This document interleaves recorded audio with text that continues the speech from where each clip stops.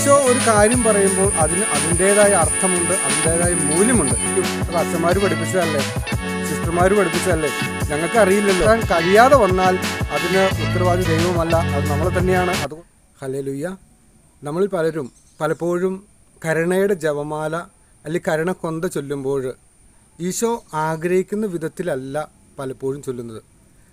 പലപ്പോഴും നമ്മൾ കരുണയുടെ ജപമാലയിൽ ഈശോയുടെ അതിദാരുണമായ പീഡാസനങ്ങളെക്കുറിച്ച് ഞങ്ങളുടെയും ലോകം മുഴുവൻ്റെയും ഈ രോഗികളുടെ മേലും മരിച്ചവരുടെ മേലും മദ്യപാനികളുടെ മേലും കരുണയായിരിക്കണമേ എന്നൊക്കെ നമ്മൾ പ്രാർത്ഥിക്കാറുണ്ട്. പക്ഷേ യഥാർത്ഥത്തിൽ പോളിഷ് ഭാഷയിലാണ് കരുണയുടെ ജപമാല വിശുദ്ധ ഫൗസ്റ്റീനയ്ക്ക് പറഞ്ഞു കൊടുത്തത്. അതിൻ്റെ അതേ വിധത്തിലുള്ള തർജ്ജമ ഇംഗ്ലീഷിലുണ്ട്. എന്നാൽ ഇംഗ്ലീഷിൽ നിന്നും മലയാളത്തിലേക്ക് അത് പരിവർത്തനം ചെയ്തപ്പോൾ അത് യഥാർത്ഥമായിട്ട് തന്നെയാണ് സഭ നമ്മളെ പഠിപ്പിക്കുന്നത്. എന്നാൽ ചില വൈദികർ, ചില സിസ്റ്റേഴ്സ്, ചില അൽമായർ ഒക്കെ ഇത് അവർക്ക് തോന്നിയതുപോലെ ഇവർ ചൊല്ലുന്നുണ്ട്. അതിലെന്താ ഇപ്പോൾ കുഴപ്പമെന്ന് ചോദിക്കും. ശരിയാണ്, പ്രാർത്ഥനയല്ലേ, എങ്ങനെ വേണമെങ്കിൽ ചൊല്ലാൻ പാടില്ലേ എന്നൊക്കെ പലപ്പോഴും നമ്മൾ ചിന്തിച്ചേക്കാം. ഈശോ ഫൗസ്റ്റീനയ്ക്ക് കരുണയുടെ ജപമാല ചൊല്ലുവാൻ പഠിപ്പിച്ചു കൊടുക്കുമ്പോൾ അതിന് ഈശോയ്ക്ക് ഒരു പദ്ധതി ഉണ്ടായിരുന്നു. ആ പദ്ധതി പ്രകാരമാണ് ഈശോ ഞങ്ങളുടെയും ലോകം മുഴുവൻ്റെയും മേൽ കരുണയായിരിക്കണമേ എന്ന് ചൊല്ലാൻ പഠിപ്പിച്ചത്. അല്ലായിരുന്നുവെങ്കിൽ ഈശോയ്ക്ക് പറയാമായിരുന്നു, നിങ്ങൾക്ക് ഇഷ്ടമുള്ളതുപോലെ നിങ്ങളുടെ സാഹചര്യം അനുസരിച്ച് നിങ്ങൾ ഇതിൽ നിന്നും എന്തെങ്കിലും കൂട്ടി മാറ്റിയോ എന്തെങ്കിലും ചെയ്ത് പ്രാർത്ഥിച്ചോളൂ എന്ന് പറയാമായിരുന്നു. ഈശോ അങ്ങനെ ഒരിക്കലും പറഞ്ഞിട്ടില്ല. അതിൻ്റെ ഇംഗ്ലീഷിലുള്ള തർജ്ജമ ഇങ്ങനെയാണ്: eternal father, I offer you the body and blood, soul and divinity of your dearly beloved son, our Lord Jesus Christ, in atonement for our sins and those of the whole world, for the sake of his sorrowful passion, have mercy on us and on the whole world. ഇങ്ങനെയാണ് ഇംഗ്ലീഷിലുള്ള അതിൻ്റെ തർജ്ജമ വരുന്നത്. ഇംഗ്ലീഷിൽ ഈ തർജ്ജമ വന്നപ്പോൾ അതിൽ നിന്നും ഒന്നും കൂട്ടുകയോ കുറയ്ക്കുകയോ ചെയ്തിട്ടില്ല. നമ്മുടെ കേരളത്തിൽ മലയാളികൾ മാത്രമാണ് ഈ ഒരു വിധത്തിൽ ഞങ്ങളുടെയും ലോകം മുഴുവൻ്റെയും പാപികളുടെ മേലും മദ്യപാനികളുടെ മേലും മരണാസന്നരുടെ മേലും കരുണയായിരിക്കണമേ എന്ന് ചൊല്ലുന്നത്. ഈശോ അതിൻ്റെ യഥാർത്ഥമായ അർത്ഥത്തിലാണ് ഫൗസ്റ്റീനയ്ക്ക് പറഞ്ഞു കൊടുത്തത്. സഭ ഇങ്ങനെ ചൊല്ലണമെന്നാണ് യഥാർത്ഥമായിട്ട് നമ്മളോട് പഠിപ്പിച്ചിരിക്കുന്നത്. എന്നാൽ ചില വൈദികർ, ചില സിസ്റ്റേഴ്സൊക്കെ ഇത് വ്യർത്ഥമായിട്ട് ചൊല്ലുന്നുണ്ട്. യോഹന്നാൻ്റെ സുവിശേഷത്തിൽ 2-ാം അധ്യായം 5-ാമത്തെ തിരുവചനത്തിൽ നമ്മൾ കാണുന്നുണ്ട്, അവൻ നിങ്ങളോട് പറയുന്നത് പോലെ ചെയ്യുവിൻ. കാനായിൽ കല്യാണ വിരുന്നിൽ വെച്ച് വീഞ്ഞ് തീർന്നു പോയപ്പോൾ പരിശുദ്ധ അമ്മ ഈശോയോട് അവർക്ക് വീഞ്ഞില്ല എന്ന് പറയുകയും തുടർന്ന് പരിചാരകരോട് അവൻ പറയുന്നത് പോലെ, ഈശോ പറയുന്നത് പോലെ ചെയ്യുവാനും പറയുകയാണ് ചെയ്യുന്നത്. അപ്പോൾ ഈശോ പറയുന്നത് പോലെ ചെയ്യുവാനാണ് പരിശുദ്ധ അമ്മ അവിടെ ആവശ്യപ്പെടുന്നത്. ഇവിടെ ഈശോ ഫൗസ്റ്റീനയ്ക്ക് പറഞ്ഞു കൊടുത്ത പ്രാർത്ഥന അതുപോലെ ചൊല്ലുകയാണ് നമ്മുടെ കടമ. നമ്മുടെ ഇഷ്ടം പോലെ അത് മാറ്റുവാനോ കൂട്ടുവാനോ അതിന് അവകാശമില്ല. കരുണയുടെ ജപമാല ചൊല്ലുന്നതിന് മുമ്പ് തന്നെ നമ്മൾ പാപികൾക്കും രോഗികൾക്കും വേണ്ടി സമർപ്പിക്കുന്നുണ്ട്. നമുക്ക് സമർപ്പിക്കാം. ആ സമർപ്പണ പ്രാർത്ഥന കഴിഞ്ഞതിന് ശേഷം അതിൽ ഒന്നും കൂട്ടുവാൻ നമുക്ക് അവകാശമില്ല, അനുവാദവുമില്ല. ഈശോ പറഞ്ഞ രീതിക്ക് തന്നെ ചൊല്ലുമ്പോഴാണ് ഈശോയ്ക്ക് കൂടുതൽ ഇഷ്ടപ്പെടുന്നത്. ഒരു വ്യക്തി എന്നോടൊരു കാര്യം പറയുകയാണ്, ഒരു തോമസ് ഏട്ടൻ എന്ന് നമുക്ക് ചിന്തിക്കാം. തോമസ് ഏട്ടൻ എന്നോടൊരു കാര്യം പറഞ്ഞിട്ട് എന്നോട് ആവശ്യപ്പെടുകയാണ്, നീ ഇത് അപ്പുറത്തെ ചാക്കോച്ചേട്ടൻ്റെ അടുത്ത് ചെന്ന് പറയണം. ഇപ്പോൾ തോമസ് ഏട്ടൻ എന്നോടൊരു കാര്യം പറഞ്ഞു, ഞാനത് ചാക്കോച്ചേട്ടൻ്റെ അടുത്ത് ചെന്ന് പറയുകയാണ്. ഇപ്പോൾ ഞാൻ ചാക്കോച്ചേട്ടൻ്റെ അടുത്ത് ചെന്ന് പറയാൻ പോകുമ്പോൾ ഞാൻ വിചാരിക്കുകയാണ്, എന്തായാലും നല്ല കാര്യമല്ലേ പറയുന്നത്, അത് കുറച്ചും കൂടി കൂട്ടി അങ്ങോട്ട് പറഞ്ഞാലോ എന്ന് ചിന്തിച്ചുകൊണ്ട് ഞാൻ തോമസ് ഏട്ടൻ പറഞ്ഞതിനപ്പുറത്ത് എൻ്റെ കുറേ വാക്യങ്ങൾ കൂട്ടിച്ചേർത്തുകൊണ്ട് ഞാൻ ചാക്കോച്ചേട്ടൻ്റെ അടുത്ത് പറഞ്ഞാൽ എന്നോട് ഇന്ന കാര്യം പറയണമെന്ന് ഏൽപ്പിച്ച ആൾ അയാൾക്ക് അത് ഇഷ്ടപ്പെടുമോ? കാരണം അയാൾക്കൊരു ഉദ്ദേശം ഉണ്ടായിട്ടാണല്ലോ എന്നോട് ഒരു കാര്യം പറയാൻ ആവശ്യപ്പെടുന്നത്. അത് അദ്ദേഹം പറഞ്ഞതുപോലെ, ഈ തോമസ് ഏട്ടൻ എന്നോട് പറഞ്ഞതുപോലെ തന്നെയാണ് ഞാനത് പറയേണ്ടത്. അങ്ങനെ പറയാനാണ് തോമസ് ഏട്ടനും ആഗ്രഹിക്കുന്നത്. കാരണം തോമസ് ഏട്ടൻ എൻ്റെ അടുത്ത് പറഞ്ഞതിന് തോമസ് ഏട്ടനൊരു ഉദ്ദേശം ഉണ്ടാവുമല്ലോ. അപ്പോൾ ഈശോ ഇവിടെ ഫൗസ്റ്റീനയ്ക്ക് പറഞ്ഞു കൊടുത്തത് ഞങ്ങളുടെയും ലോകം മുഴുവൻ്റെയും മേൽ കരുണയായിരിക്കണമെന്ന് പ്രാർത്ഥിക്കുവാനാണ്. നമ്മളതിൽ നിന്നും കൂടുതൽ പ്രാർത്ഥിച്ചത് കൊണ്ട് വലിയ പ്രയോജനമൊന്നുമില്ല.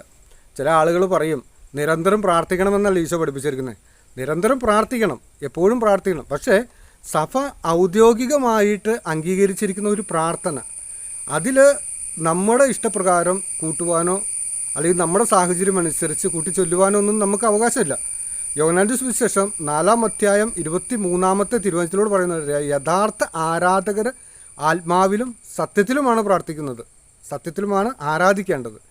ഇപ്പോൾ നമ്മൾ യഥാർത്ഥമായ ഒരു ആരാധകൻ, യഥാർത്ഥമായ ഒരു ദൈവവിശ്വാസി ആത്മാവിലും സത്യത്തിലുമാണ് ആരാധിക്കുന്നത്. നമ്മൾ ഒരുപാട്, ചില ആളുകളുടെ വിചാരമുണ്ട് നമ്മൾ ഒരുപാട് കാര്യങ്ങൾ ഇങ്ങനെ തോരാതെ പറഞ്ഞാൽ അനുഗ്രഹം ലഭിക്കുമെന്ന്. നമ്മൾ ചോദിക്കുന്നതിന് മുമ്പ് തന്നെ ദൈവത്തിന് നമ്മുടെ ആഗ്രഹങ്ങളും നമ്മൾ എന്താണ് പ്രാർത്ഥിക്കേണ്ടതെന്നും ഈശോയ്ക്ക് അറിയാം.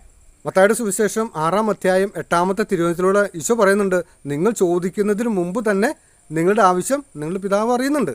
നമ്മൾ അതിൽ നിന്ന് കൂടുതൽ കൂട്ടിച്ചേർക്കേണ്ട കാര്യമില്ല. ഈശോ എങ്ങനെ പഠിപ്പിച്ചോ അതിൻ്റെ തനിമ നഷ്ടപ്പെടാതെ അതേ രീതിക്ക് പറയുന്നതാണ് അതിൻ്റെ ശരിയായ രീതി. വീണ്ടും മത്തായിയുടെ സുവിശേഷത്തിൽ 6-ാം അധ്യായം 7-ാമത്തെ തിരുവചനത്തിലൂടെ പറയുന്നുണ്ട്, പ്രാർത്ഥിക്കുമ്പോൾ വിജാതീയരെ പോലെ അതിഭാഷണം ചെയ്യരുത്. അതിഭാഷണം വഴി തങ്ങളുടെ പ്രാർത്ഥന കേൾക്കുമെന്ന് അവർ കരുതുന്നു. വിജാതീയർ ചെയ്യുന്നത് എന്താ? അതിഭാഷണം വഴി തങ്ങളുടെ പ്രാർത്ഥന കേൾക്കുമെന്ന്. പക്ഷെ അങ്ങനെ കേൾക്കില്ല എന്നാണ് ഇത് തിരുവചനം സാക്ഷ്യപ്പെടുന്നത്. അപ്പോൾ അതുകൊണ്ട് കരുണയുടെ ജപമാല നമ്മൾ ചൊല്ലുമ്പോൾ നമുക്ക് ഇഷ്ടമുള്ളതുപോലെ കൂടുതൽ അതിനകത്ത് കൂട്ടിച്ചേർത്തുകൊണ്ട് ആ പ്രാർത്ഥന കേൾക്കണമെന്നില്ല. എന്നാൽ ഈശോ ആഗ്രഹിക്കുന്നത് പോലെ നമ്മൾ നമ്മുടെ ആത്മാവിലും സത്യത്തിലും നമ്മൾ വിശ്വാസത്തോടു കൂടി നമ്മൾ യഥാർത്ഥമായിട്ട് ഈശോ പഠിപ്പിച്ച് തന്നതുപോലെ നമ്മൾ പ്രാർത്ഥിക്കുമ്പോൾ, ഈശോ പറഞ്ഞു തന്നതുപോലെ നമ്മൾ പ്രവർത്തിക്കുമ്പോൾ അവിടെ ഈശോയ്ക്ക് കൂടുതൽ ഇഷ്ടമാവും. അവിടെ ഒരുപാട് അത്ഭുതങ്ങൾ നടക്കുകയും ചെയ്യും. ചില ആളുകൾ പറയുന്നുണ്ട്, ഞങ്ങൾ ഒരുപാട് കരുണക്കൊന്ത ചൊല്ലുന്നുണ്ട്, ഒരു കാര്യവും സാധിക്കുന്നില്ല എന്ന്.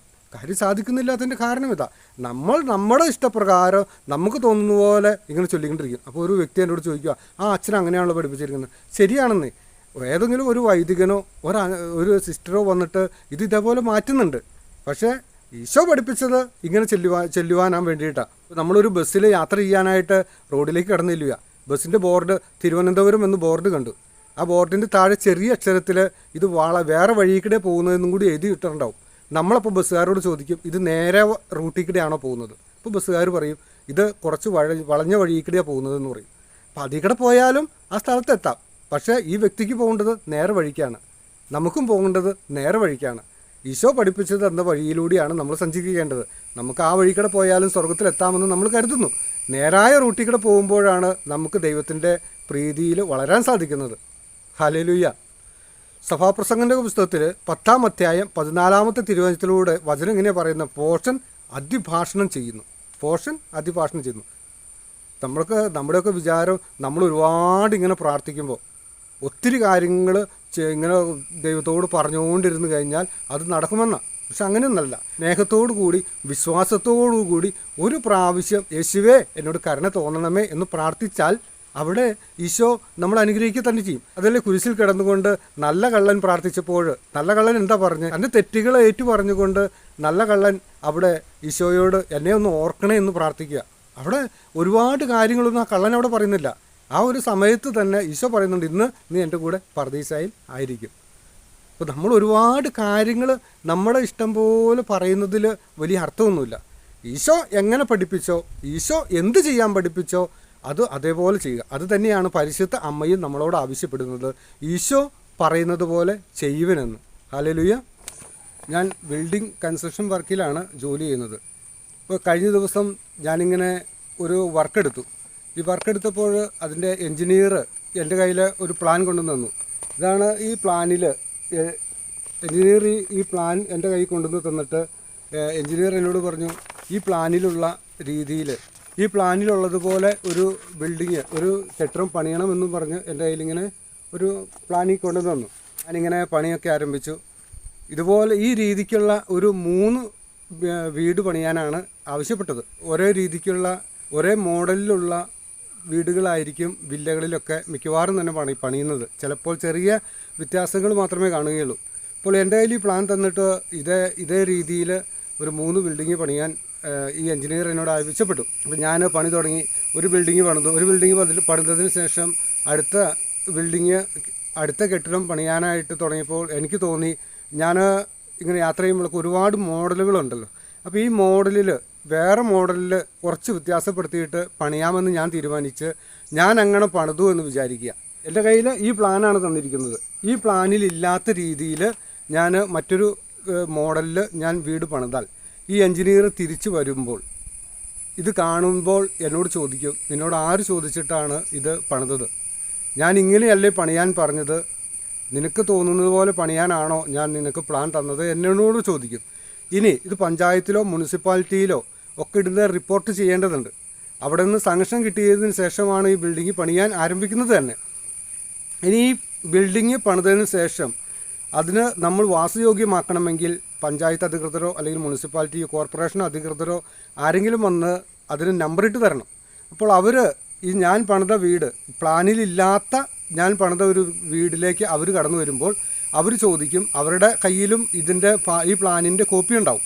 അപ്പോൾ അവർ ചോദിക്കും, ഇത് ഞങ്ങൾ പറഞ്ഞ പ്ലാനിലല്ലല്ലോ, ഇത് നിങ്ങൾ ഈ ഇന്ന പ്ലാനിൽ പണിയാമെന്നും പറഞ്ഞാണ് സാങ്ഷൻ മേടിച്ചത്, ആ പ്ലാനിലല്ലല്ലോ നിങ്ങളിത് പണിതത്, അതിനാൽ ഈ വീടിന് പെർമിഷൻ തരില്ല, ഈ വീടിന് നമ്പർ ഇട്ട് തരില്ല എന്ന് സ്വാഭാവികമായിട്ടും ഈ പഞ്ചായത്ത് അധികൃതരോ അല്ലെങ്കിൽ കോർപ്പറേഷൻ ആരെങ്കിലും വന്നാൽ വില്ലേജ് ഓഫീസർ ആരെങ്കിലും വരുമ്പോൾ അവർ അങ്ങനെയാണ് പറയുക, ഈ ബിൽഡിങ്ങിന് നമ്പർ ഇട്ട് തരികയില്ല. അങ്ങനെയാണെങ്കിൽ പ്രിയപ്പെട്ടവരെ, ഈശോ ഒരു കാര്യം പറഞ്ഞു, ഈശോ ഒരു കാര്യം പറഞ്ഞിട്ട് അത് നമ്മുടെ ഇഷ്ടത്തിനനുസരിച്ച് മാറ്റി കഴിയുമ്പോൾ ഈശോ ചോദിക്കും നമ്മളോട്, ആര് ചോദിച്ചിട്ടാ, ആര് പറഞ്ഞിട്ടാ നിങ്ങൾ ഇങ്ങനെ ചെയ്തത്? ഈശോ ഒരു കാര്യം പറയുമ്പോൾ അതിന് അതിൻ്റേതായ അർത്ഥമുണ്ട്, അതിൻ്റേതായ മൂല്യമുണ്ട്. അത് ആ രീതിക്ക് പണിയുമ്പോഴാണ്, ആ രീതിക്ക് നമ്മൾ പ്രവർത്തിക്കുമ്പോഴാണ് നമ്മൾ യേശുവിന് പ്രീതികരമായ രീതിയിൽ ജീവിക്കുന്നത്. ഞാൻ ഈ ബിൽഡിങ് പണിതു, ഒരു പക്ഷേ അവിടെയുള്ള ഒരു പണിക്കാർക്ക് അതൊരു ബുദ്ധിമുട്ടുണ്ടാവുകയില്ല, കാരണം ഞാനാണെന്ന് പറഞ്ഞത്. ഇങ്ങനെ പണിത് കഴിഞ്ഞാൽ അവർക്ക് ബുദ്ധിമുട്ടുണ്ടാവുകയില്ലല്ലോ എന്ന് ചിലപ്പോൾ ചിന്തിച്ചേക്കാം. പക്ഷേ അവരും ഈ എൻജിനീയറുടെ കയ്യിൽ നിന്നോ അല്ലെങ്കിൽ വില്ലേജിൽ ഓഫീസറുടെ കയ്യിൽ നിന്നൊക്കെ ചിലപ്പോൾ ചീത്തവിളി കേൾക്കേണ്ടി വരുന്നതായിട്ട് വരും. ചിലപ്പോൾ ഈ വീട് തന്നെ പൊളിച്ച് പുതുക്കി പണിത് കൊടുക്കേണ്ടതായിട്ട് വരും. ജ്ഞാനത്തിൻ്റെ പുസ്തകം 13-ാം അധ്യായം അതിൻ്റെ 7, 8, 9 തിരുവചനങ്ങളിലൂടെ ദൈവമായ കർത്താവ് അരുളി ചെയ്യാണ്, സൃഷ്ടികളുടെ മധ്യേ ജീവിച്ച് അവർ അന്വേഷണം തുടരുകയാണ്, അതുകൊണ്ട് മനോഹര വസ്തുക്കൾ കണ്ട് അതിൽ പ്രത്യാശ അർപ്പിക്കുന്നു. ഇത് ദൈവത്തെ ആരാധിക്കാതെ വഴിതെറ്റിപ്പോകുന്ന മനുഷ്യരോട് പറഞ്ഞിട്ടുള്ള ഒരു വചനമാണ്. എങ്കിലും ഇവിടെ മറ്റുള്ളവർ പറയുകയാണ്, ഇവിടെ നമുക്ക് തിരിച്ചറിയുവാൻ സഭ എന്തു പഠിപ്പിക്കുന്നു, ഈശോ എങ്ങനെയാണ് ഈ കരുണയുടെ ജപമാല ചൊല്ലാൻ പഠിപ്പിച്ചത് എന്ന് തിരിച്ചറിയുവാൻ വേണ്ടി എല്ലാവർക്കും അവകാശമുണ്ട്. ഈ കരുണയുടെ ജപമാല ഇത്രയും ചൊല്ലുമെങ്കിൽ ഈ കരുണയുടെ ജപമാല എങ്ങനെയാണ് ഉണ്ടായതെന്നും എങ്ങനെയാണ് ചൊല്ലേണ്ടതെന്നും തിരിച്ചറിയുവാനുള്ള കഴിവ് നമുക്ക് ഓരോരുത്തർക്കും ഉണ്ട്. 8-ാമത്തെ തിരുവചനത്തിലൂടെ പറയുകയാണ്, എങ്കിലും അവർക്ക് ന്യായീകരണമില്ല. ഇപ്പോൾ നമ്മളൊക്കെ ചിന്തിക്കും, അത് അച്ഛന്മാർ പഠിപ്പിച്ചതല്ലേ, സിസ്റ്റർമാർ പഠിപ്പിച്ചതല്ലേ, ഞങ്ങൾക്ക് അറിയില്ലല്ലോ, അത് അവർ പഠിപ്പിച്ചതുപോലെയാണല്ലോ, അല്ലെങ്കിൽ മറ്റൊരു കൂട്ടായ്മയിൽ പറയുന്നത് പോലെയാണല്ലോ ഞങ്ങൾ ചൊല്ലുന്നത്, അതുകൊണ്ട് ഞങ്ങൾക്ക് കുഴപ്പമൊന്നുമില്ല എന്ന് ചിന്തിച്ചിരിക്കുന്നവരോട് പോലും കർത്താവ് പറയുകയാണ്, നിങ്ങൾക്ക് യാതൊരു ന്യായീകരണവുമില്ല. കാരണം സഭ എന്താണ് പഠിപ്പിക്കുന്നതെന്നും ഈശോ എന്ത് പറഞ്ഞിട്ടാണ് എങ്ങനെ ചൊല്ലണമെന്നാണ് പഠിപ്പിക്കുന്നതെന്നും നിങ്ങൾക്ക് തിരിച്ചറിയുവാൻ അന്വേഷിക്കുവാനുള്ള കഴിവുണ്ട്. അത് അന്വേഷിച്ച് കണ്ടെത്തണമെന്നാണ് ഈ വചനത്തിലൂടെ ദൈവം നമുക്ക് തരുന്ന ഒരു മുന്നറിയിപ്പ്. കാരണം വചനത്തിലൂടെ പറയുന്നുണ്ട്, ലോകത്തെ ആരാഞ്ഞ് ഇത്രയും അറിയാൻ കഴിഞ്ഞെങ്കിൽ ഉടയവനെ കണ്ടെത്താൻ കഴിയുമായിരുന്നു. അപ്പോൾ ഇത്രയും ചെയ്യുവാൻ, ഇത്രയും പ്രാർത്ഥന ചൊല്ലുവാൻ നമുക്ക് കഴിയുമായിരുന്നെങ്കിൽ അത് എങ്ങനെയാണ് പഠിപ്പിച്ചത്, ഈശോയാണോ, ഈശോ ഫൗസ്റ്റീനിക്ക് എങ്ങനെയാണ് ഇപ്പോൾ ഇത് പറഞ്ഞു കൊടുത്തത് എന്ന് അറിയുവാനുള്ള ഒരു കഴിവ് നമുക്കുണ്ട്. അത് അന്വേഷിച്ച് കണ്ടെത്തേണ്ടിയതായിരുന്നു.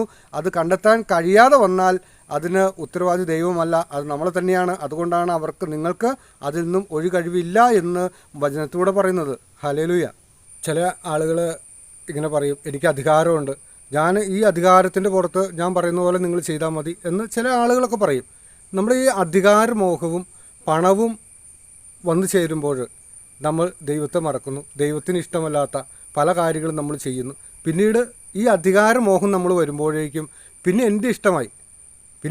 അവിടെ ഈശോ ഇല്ല, അവിടെ ഈശോ പഠിപ്പിച്ചതോ സഭ പഠിപ്പിച്ചതോ ഒന്നുമില്ല. പിന്നെ എൻ്റെ ഇഷ്ടമായി, എനിക്ക് അധികാരമുണ്ട്, ഞാൻ പറയുന്നത് നിങ്ങൾ കേട്ടാൽ മതി. അധികാരമോഹം വരുന്ന ആളുകൾക്കൊന്നും ഈശോയെ ദർശിക്കുവാനോ ഈശോയുടെ സുവിശേഷം യഥാർത്ഥമായിട്ട് എത്തിക്കുവാനോ സാധിക്കുകയില്ല. കാരണം അവർ അധികാരത്തിലാണ്, അല്ലെങ്കിൽ ആ പണത്തിലാണ് ആശ്രയിക്കുന്നത്. യേശുവിനേക്കാളുപരി മറ്റെന്തിനെ സ്നേഹിച്ചാലും അത് വിഗ്രഹാരാധനയാണ്. അധികാരം ഒരു മോഹമായിട്ട് വരുന്നുണ്ടെങ്കിൽ അത് വിഗ്രഹാരാധനയാണ്. ഈശോ പഠിപ്പിച്ചതുപോലെ തന്നെ പഠിപ്പിക്കുവാൻ, ഈശോ പറഞ്ഞതുപോലെ തന്നെ പറഞ്ഞു കൊടുക്കുവാൻ സാധാരണക്കാരായ ആളുകൾക്ക് എങ്ങനെയാണ് ചൊല്ലേണ്ടതെന്നോ ഒന്നും അറിയില്ല. പക്ഷേ ഈ അധികാരത്തിലുള്ള ആളുകൾ, എനിക്ക് അധികാരമുണ്ട്, അതുകൊണ്ട് എൻ്റെ ഇഷ്ടം പോലെ ചെയ്താൽ മതി, ഞാനിപ്പോൾ പല സ്ഥലത്തും ഞാൻ ഇങ്ങനെയാണ് ചെയ്യുന്നത്, അതുകൊണ്ട് ഈ ഇഷ്ടം നിങ്ങളും ചെയ്താൽ മതി എന്നുള്ള ഒരു അടിച്ചേൽപ്പിക്കൽ കൂടി ഈ അധികാരമുള്ളവരിൽ നിന്നും പുറത്തു വരുന്നു. അതുകൊണ്ട് തന്നെ സാധാരണക്കാരായ ആളുകൾ ഇത് അറിയാതെ പോകുന്നു. ഇങ്ങനെയുള്ള ഈ അധികാരമോഹം നമ്മളിൽ വന്നു ചേരുമ്പോഴാണ് ഇന്ന് സഭയിൽ തന്നെ അകത്തും പുറത്തുമാണെങ്കിൽ പോലും ഒരുപാട് പ്രശ്നങ്ങൾ ഉടലെടുക്കുന്നത്. എന്നാൽ ഈശോ പറയുന്നത് പോലെ, ഈശോ സ്നേഹിച്ചതുപോലെ ഒക്കെ നമ്മൾ സ്നേഹിക്കുവാനും ഈശോ പറഞ്ഞതുപോലെയൊക്കെ പഠിപ്പിക്കുവാനും നമ്മൾ തയ്യാറാകുന്നുണ്ടെങ്കിൽ നമ്മുടെ സഭ എത്രയോ സുന്ദരമായിട്ട് വളർന്നു വരും. അതുകൊണ്ട് സഭയ്ക്ക് വേണ്ടി, ഈശോയ്ക്ക് വേണ്ടി, ഈശോ പഠിപ്പിച്ചതുപോലെ, പരിശുദ്ധ അമ്മ പറഞ്ഞതുപോലെ, ഈശോ പറയുന്നത് പോലെ ചെയ്യുവാൻ നമുക്ക് പരിശ്രമിക്കാം. വിശുദ്ധ പൗലോസ് ഗലാത്യർക്കെതിരെ ലേഖനത്തിലെ 1-ാം അധ്യായം അതിൻ്റെ 8-ാമത്തെ തിരുവചനത്തിലൂടെ പറയുന്നുണ്ട്, ഞങ്ങൾ നിങ്ങളോട് പ്രസംഗിച്ചതിൽ നിന്നും വ്യത്യസ്തമായ ഒരു സുവിശേഷം ഞങ്ങൾ തന്നെയോ സ്വർഗത്തിൽ നിന്ന് ഒരു ദൂതൻ തന്നെയോ നിങ്ങളോട് പ്രസംഗിച്ചാൽ അവൻ ശപിക്കപ്പെട്ടവനാകട്ടെ. ഇപ്പോൾ സ്വർഗത്തിൽ നിന്ന് ഒരു ദൂതൻ പോലും വന്നിട്ട് പറയുകയാണ് ഇങ്ങനെ ചൊല്ലണം, ഇങ്ങനെ ചൊല്ലണം. അത് യേശുവിനെ കുറിച്ചാണ് പറയുന്നതെങ്കിലും ഇവിടെ നമ്മൾ ഈശോ ഒരു കാര്യം വന്നിട്ട് ഫൗസ്റ്റീനോട് പറഞ്ഞു, ഇതിങ്ങനെ ചൊല്ലണം എന്ന് പറഞ്ഞു. അതിനപ്പുറത്ത് വേറൊരാൾ, ഏതെങ്കിലും വൈദികനോ ഏതെങ്കിലും സിസ്റ്ററോ വന്നിട്ട് അതങ്ങനെയല്ല, ഇങ്ങനെയാണ് ചൊല്ലേണ്ടതെന്ന് പറഞ്ഞാൽ അത് ഒരിക്കലും ശരിയാവുകയില്ല. ഈശോയ്ക്ക് അറിയാൻ വയ്യാഞ്ഞിട്ടാണോ ഈ പ്രാർത്ഥന ഇങ്ങനെ ചൊല്ലണമെന്ന് പറഞ്ഞത്? വേറെ വിധത്തിൽ ചൊല്ലണമെന്ന് ഉണ്ടായിരുന്നുവെങ്കിൽ ഈശോ അപ്പോൾ തന്നെ ഫൗസ്റ്റീനയോട് പറയുമായിരുന്നു, നിങ്ങൾക്ക് ആവശ്യമുള്ളപ്പോൾ ഒരു രോഗിയുടെ അടുത്ത് ചെല്ലുമ്പോൾ ഈ രോഗിയുടെ മേൽ കരുണയായിരിക്കണമെന്ന് പ്രാർത്ഥിക്കണം, അല്ലെങ്കിൽ മദ്യപാനികൾക്ക് വേണ്ടി കരുണയായിരിക്കണമെന്ന് കൂട്ടിച്ചേർത്ത് പ്രാർത്ഥിക്കണം എന്ന് ഈശോ പറയണമായിരുന്നു. പറഞ്ഞിട്ടില്ല.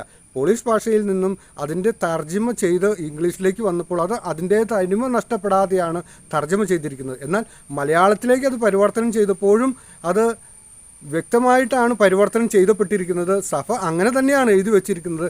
എങ്കിലും നമ്മളിൽ ചിലർ നമ്മുടെ ഇഷ്ടപ്രകാരം ഓരോ സാഹചര്യം അനുസരിച്ച് ഈ പ്രാർത്ഥന മാറ്റുന്നു. അത് ഒട്ടും ശരിയല്ല എന്ന് തന്നെയാണ് സഭ പഠിപ്പിക്കുന്നത്. ഹല്ലേലൂയ. ഇപ്പോൾ ചില ആളുകളൊക്കെ പറയാറുണ്ട്, അത് പ്രാർത്ഥനയല്ലേ, അങ്ങനെ പ്രാർത്ഥിച്ചാൽ എന്താ കുഴപ്പം, കർത്താവിനോടല്ലേ പ്രാർത്ഥിക്കുന്നത്. അത് വിശ്വാസത്തോടു കൂടിയുള്ള പ്രാർത്ഥനയല്ല. ആദ്യ മാതാപിതാക്കളുടെ അടുത്തേക്ക് സാത്താൻ വന്നിട്ട് പറയുന്നത് തന്ത്രം എന്താ, ആ ആപ്പിളൊന്ന് നോക്കിക്കേ, ആപ്പിൾ എന്ത് ഭംഗിയാണ്, ആപ്പിൾ നല്ല രുചിയുണ്ട്, അതൊന്ന് ഭക്ഷിച്ച് നോക്കിയതുകൊണ്ട് എന്താ കുഴപ്പം, ആ ഭക്ഷിച്ച് നോക്കിയതുകൊണ്ട് വലിയ കുഴപ്പമുണ്ട്, എന്തെങ്കിലും സംഭവിക്കാൻ പോകുന്നുണ്ടോ?